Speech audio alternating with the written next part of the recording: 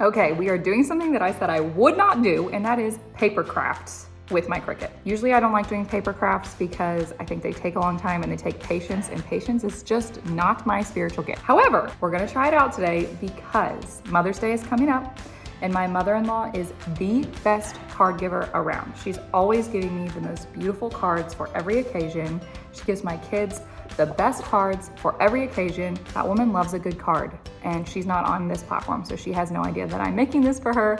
So we're gonna make her a really pretty layered rose Mother's Day card with our Cricut. So whether you're a newbie to card crafting, paper crafting with your Cricut, or a seasoned pro, you're gonna love this one. It's beginner friendly, but also looks like it's not beginner friendly. So should be tons of fun. Let's get into it.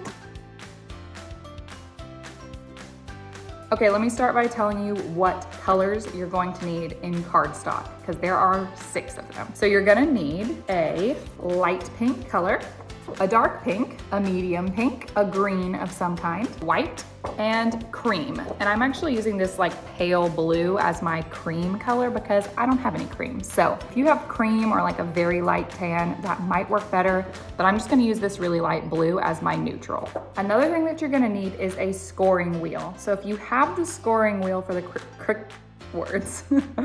So if you have the scoring wheel for the Cricut Maker, you're good to go. I have the scoring stylus for the Explore Air 2, but it still works, and it'll work just as good. So if you just have the scoring stylus, you're still good to go. You can stick that down in your Cricut Maker. If you have the scoring wheel, even better, you're even more prepared for this craft.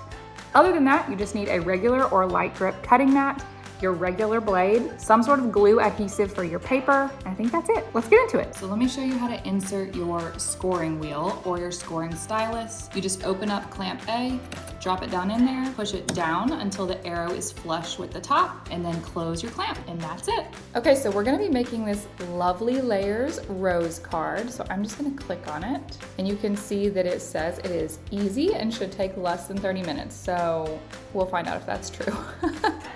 So here's everything you're gonna need. We already went through that. You've already got your cardstock. They recommend a light grip machine mat. In my experience, the regular typically works just fine for cardstock. And we've already inserted our scoring stylus, but you can insert the scoring wheel if you have that. This also includes an envelope that they put lace and a bow embellishment on. I'm not doing that part. I'm just doing the card today, so you don't have to worry about that bit. So we're gonna go ahead and click make it. I'm gonna be cutting mine on the mat on a 12 by 12. Okay, and we are ready to go. So we don't have to mirror anything, because we're just doing cardstock. I'm just briefly looking at how many mats we're gonna have to do. Quite a few. Okay, looks like white is up first. So I'm gonna go ahead and hop off of here because that's really all we have to do in Cricut Design Space other than click continue, and it's gonna have us select cardstock. So let's go ahead and go through that process actually. We're gonna click continue. Okay, so now we're just gonna choose what we're using, and we are using medium cardstock today. We're gonna do default pressure, and we're gonna say to remember material settings, because we're gonna be using cardstock this whole project. It looks like all we need is our scoring wheel and clamp B. So I'm gonna go ahead and swap those out, and then I'm gonna be ready to hit go. So if you're using the scoring wheel, this would be the point where you take your blade out of clamp A and put your scoring wheel in. But we're actually gonna use the scoring stylus, which can only go in clamp A because that's the clamp for pens. So I'm gonna go ahead and click edit tools here. And I'm gonna say that I'm using the scoring stylus instead of the scoring wheel. And it's gonna let me know that that's gonna go in clamp A, which is where we already put it. And our fine point blade is in clamp B, which is where it already is housed. So it's just a little reminder that if you're doing the scoring wheel, you're gonna swap those out and you're not gonna have anything in clamp A right now. But other than that, we are ready to go.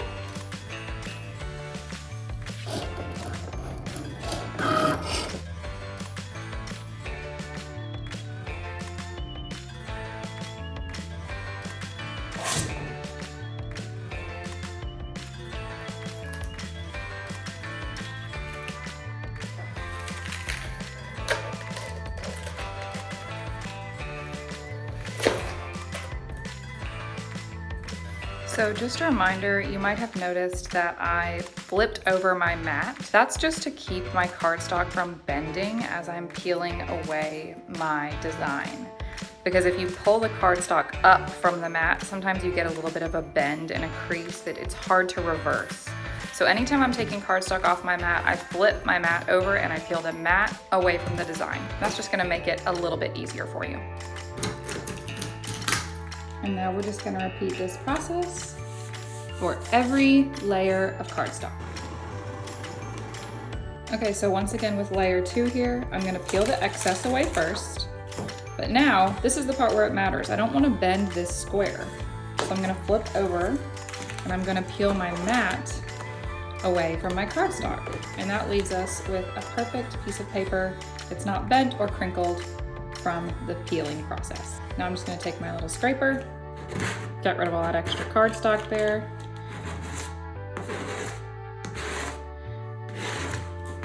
And we're ready to move on. Our next layer is this green layer.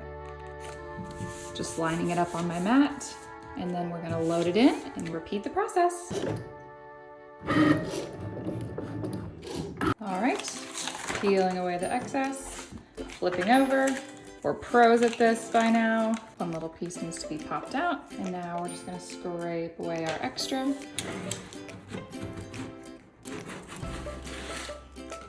Okay, so it's kind of hard to tell the layers apart at this point because all we have left is our pink. Your dark pink layer is first. So go ahead and grab that darkest color pink, load it up.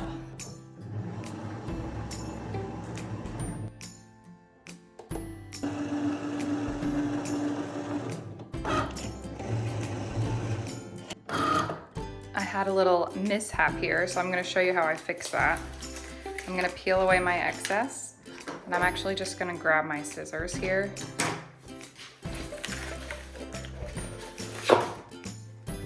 And since this one is just a straight line, I'm just gonna follow the line and finish out that cut because it got bent over in my Cricut. I'm just gonna grab my scissors here. Gonna very gently follow that line. There we go. All fixed. Next is light pink. And we actually need 2 layers of this light pink, but I'm hoping we can fit them both on this one sheet of cardstock. So we're gonna find out. All right, once again, peeling away from the back, helping it along in those tiny little spots there. Looks like we have a tiny little tear right here. It shouldn't be a problem once we glue it all down, but if it ends up being a problem, we'll just recut it. Okay. This is my scrap from last time. I'm gonna try my darndest to be able to use it. So we'll see if it's the right width and length. I'm just gonna check on Cricut Design Space really quick and we'll see if it works. Looks like we need it to be about 6 in width and 5 in height. So I'm gonna see if this is going to be big enough. And it is just barely. So we're gonna use our scrap and load it into the Cricut. All right, this one should be pretty easy. Just peel away the excess. Flip her over. And we're gonna go ahead and load up our second to last one, which is our medium pink, or in my case, this very bright neon pink.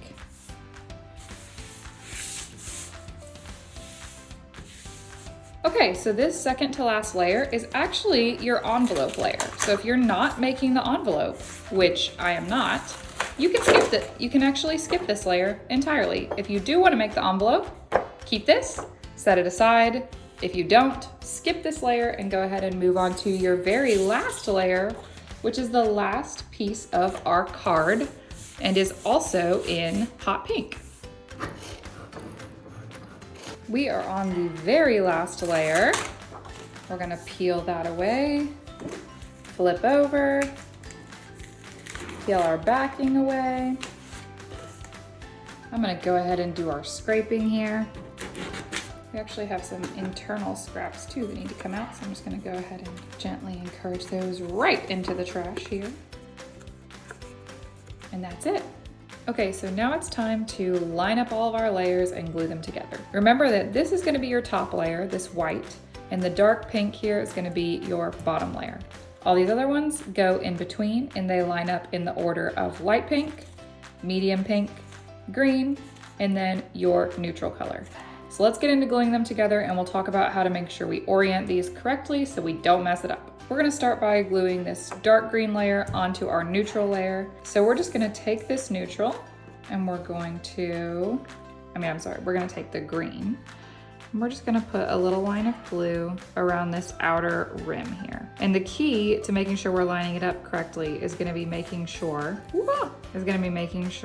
that the inside of our flower is perfectly see-through. And that will make a lot more sense here in just a second. So once you've got it all lined up, you're gonna put them on top of each other so that you can see right through this center part. As long as you can see through the center completely and there's nothing overlapping here, you've got it lined up correctly. I've got just like a little wet paper towel here too, because I'm using that tiny glue stick and sometimes it gets off the edges and I wanna make sure we don't have any stray glue. Then I'm just gonna kind of press it down, wiping down the edges. And then we're gonna move on to our next layer, which is this hot pink. And it's gonna be the same thing when we layer it. We just wanna make sure, we're gonna go around the rim, and then we wanna make sure that this part perfectly matches up so you can see right through it. And as long as we're doing that, we should be good to go. So let's go ahead and put glue on this layer. You can also just turn it around with you like I'm doing. It's gonna help you make sure you keep it all lined up, because when you make it back to the beginning, you know you're ready to flip and press.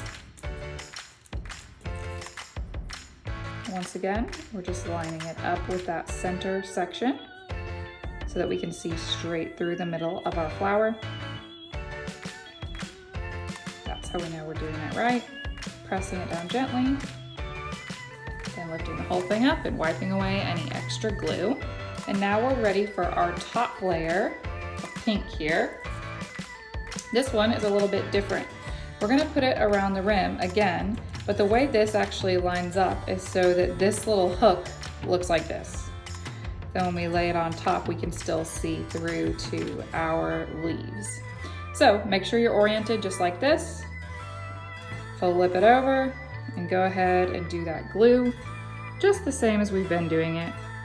I'm not gonna flip around my design this time because I really wanna make sure that I don't get this one oriented wrong, because that would really mess up our card. Also, just as a side note, remember that you can change the cardstock setting when you're cutting your design. So like this little pink cardstock actually was a little bit lighter than the rest of my cardstock. It's a little bit thinner. So I might have changed my setting to light cardstock instead of medium cardstock, and it might have cut a little bit cleaner. So that's just like a little tip and a little reminder that you can always change those things mid-project. All right, once again, I'm just pressing down around the edges here. We are in the home stretch, so I'm being very careful not to mess anything up. Pressing down, giving it just a second to dry, wiping away some of that extra glue. And now we are ready to put it on the back of our little card here. So now we're ready to put this whole thing on the backing. So I'm just gonna flip it over. I'm gonna put bigger swaths of glue here. We're about to glue it down. Make sure it stays really well. So I'm gonna get some extra glue around the edges and just filling in all empty space here with glue. And then we're ready to flip and press on, lining up our edges nice and clean, and then just gently pressing it down, nice and neat. And now we have the back of our card done. So now we're ready to put the top of our card on. So we can put it on just like this, and then we can fold at the very end. So I'm actually going to flip this, and I'm gonna get the rim all the way around, and then I'm gonna kind of get this intricate, or this intersection over here. So first the rim. Gotta work kind of quickly here so your glue doesn't dry. Making sure to get the outer rim on this part too. Although we're gonna be able to put a little extra glue on this guy just to be sure it sticks. Doesn't have to be a lot. We're only working with paper. And then we're ready to flip it and line it up.